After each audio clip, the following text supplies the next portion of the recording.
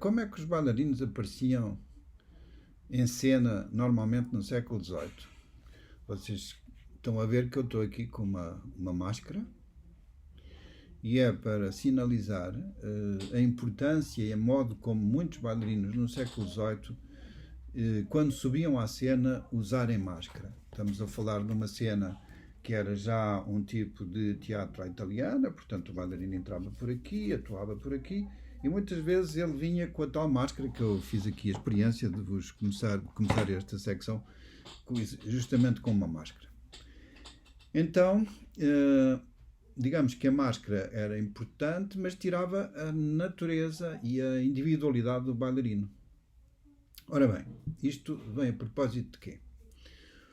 O nome que nós vamos falar a seguir é o nome normalmente considerado mais importante do século XVIII e é um nome que é ainda hoje referido como uma das figuras mais importantes e mais proeminentes em toda a história da dança. É o nome de Noverre, Jean-Georges Noverre.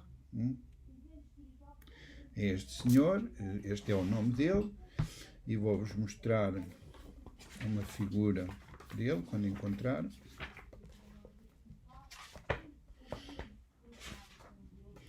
Portanto, esta é a figura do Jean-Georges Noverre,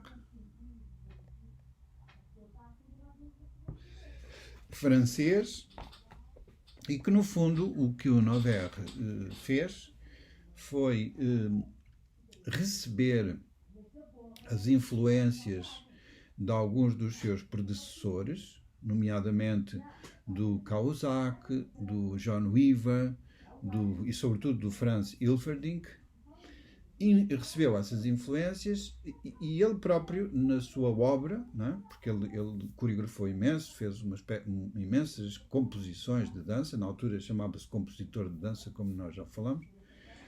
Portanto, nas suas composições de dança, ele procurou introduzir uma ideia e um projeto, melhor, ele procurou realizar um projeto que ele designou, e que em História da Dança nós designamos como Ballet d'Action, ou se quiserem, Ballet en Action, ou se quiserem dizer em português, Ballet de Ação.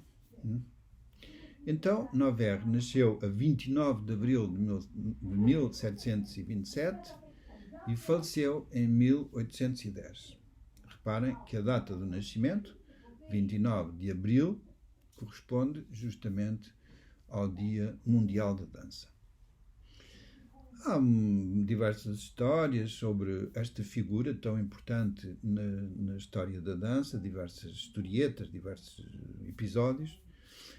Ele supostamente teria seguido uma carreira militar, mas desistiu dessa carreira militar em favor da dança.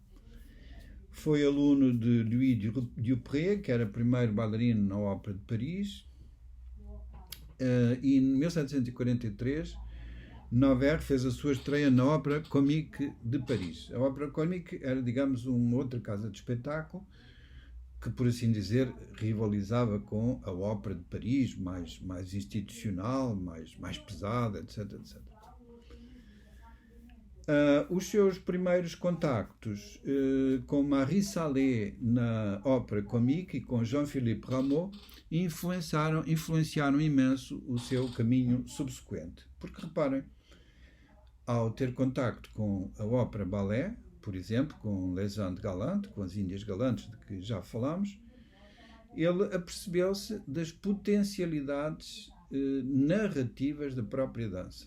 Claro que nas Índias Galantes não era só dança, havia também o canto e o texto que era cantado.